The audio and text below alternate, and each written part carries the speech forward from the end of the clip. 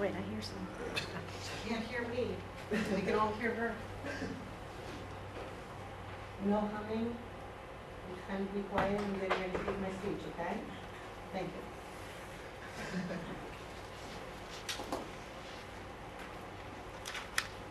Good morning. Good morning. Good morning. What do you think of when you hear the word Wicca? Black fingernails, weirdo, people who worship trees? No. How many of you think of religion? The best description I could find for Wicca was on MotherEarthMinistries.org. And part of what they say is, modern Wicca is a joyous, life-affirming nature religion. We see divine spirit permeating the world in humans, animals, rocks, trees, rivers, and many other forms. In Wicca, we are expected to forge our own relationship with the gods and the elements rather than have someone else tell us what the gods want us to do. The feelings stirred in us by a beautiful sunrise, the scent of rain and a baby's laugh are all communications with deity. I've been practicing Wicca for 19 years, ordained for 3.5. I'm actually an ordained Wiccan priestess. And this has been a passion of mine for quite some time.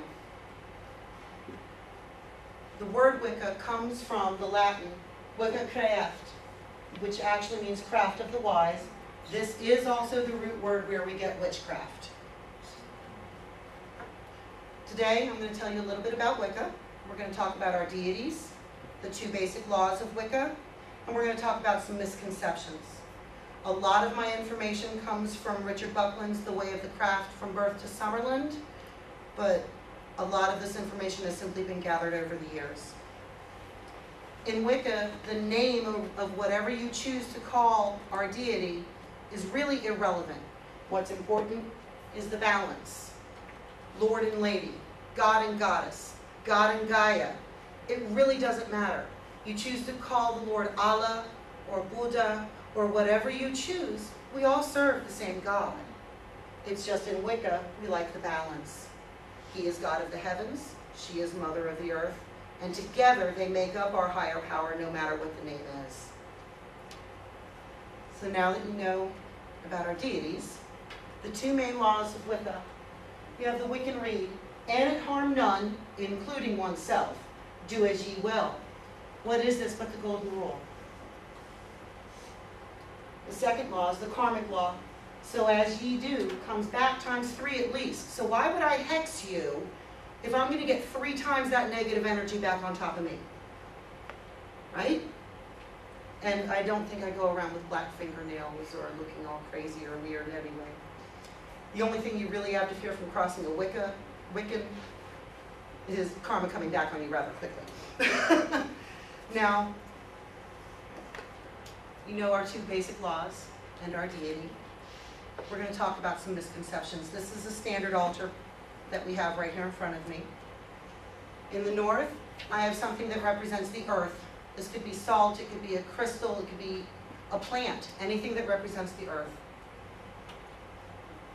In the east, you have something that represents the air. Usually I have incense, but for today, I brought a bell. In the south, you have something representative of fire. I have a small candle here. It's unlit because I'm not allowed to light it in this venue. And in the west, we have something representative of water.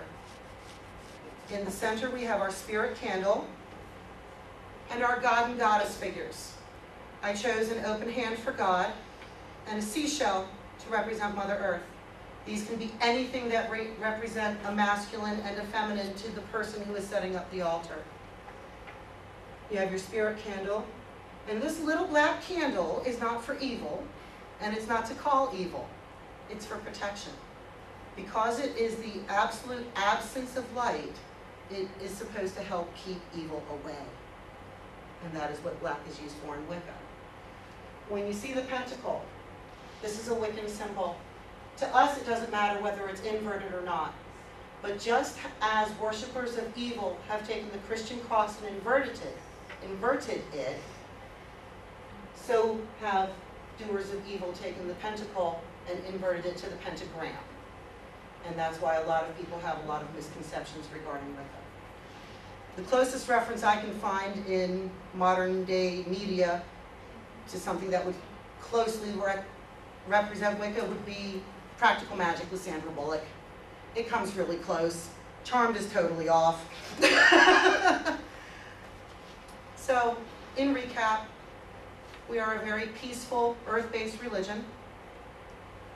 We have our God and our goddess. I call them God and Gaia. Now, Wiccans often part by saying, "Blessed be." I have a little 1 or 2 line poem that I wrote that explains what's inside of this blessed be. Merry meet and merry part. In between, you're in my heart. That's what's held inside of that. So blessed be. This concludes my formal part of the presentation. And as I pack up and we get ready for the next speaker, if anyone has any questions, I'll be happy to entertain them. Thank you.